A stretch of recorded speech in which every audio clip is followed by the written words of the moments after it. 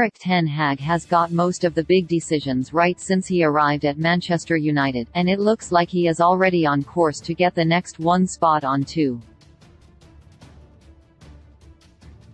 Harry Maguire was never formally removed of the captain's armband last summer, and even started the first two matches of the season before the drastic change was needed. United have been a completely different side since that defeat at Brentford. So much emphasis is put on the fact that Casemiro was signed after it, but just as important was the switch to make Bruno Fernandes the captain. The Portuguese has embraced the extra responsibility placed on his shoulders, not only leading by example on the pitch, but by selflessly sacrificing himself for the greater good of the team. It is even more remarkable when you consider that Fernandes is not the archetypal Ten Hag midfielder either. The United manager has worked hard to implement a controlled style of play, with an emphasis on ball retention and being sensible in possession, two things Fernandes has not always shown. It was only natural that United would lose some authority in the middle of the park without both Casemiro and Christian Eriksen against Leicester, but it is credit to Fernandes that he helped make it work, even after another messy makeshift midfield showing in the first half. Fred was certainly more of a piano carrier than a player on Sunday, struggling with his distribution throughout and struggling to offer any defensive stability alongside the attack-minded Marcel Sabitzer. Wout Weghorst was asked to adopt the free role he had against Barcelona in midweek, often dropping back to muck in with the defensive work, which left United light in attack.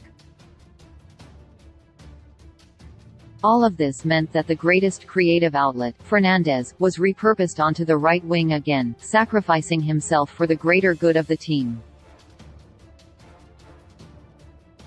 It is credit to the Portuguese that he doesn't resent such a role, instead going about his business on the right with the same commitment as he does through the middle, though it must be so frustrating for him to play knowing he could have a greater impact on the team. In the first half against Leicester, he was at his effortless best. While there were moments of frustration, as ever with some of his decision-making, Fernandes was at the heart of everything United did well.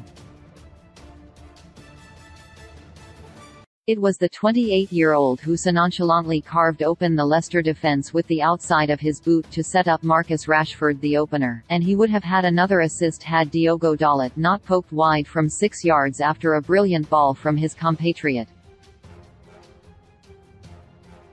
Fernandes' performance on the right was so impressive that even after the introduction of Jadon Sancho at halftime, it was he who occupied the flank, with Sancho playing just behind Weghorst through the middle. This gave United a new impetus in the game, and it was crucial in their frantic start to the second half, when they scored twice to end the game and any hopes of a comeback. It all came together for the third goal as well, as United won the ball back and launched a lethal counterattack.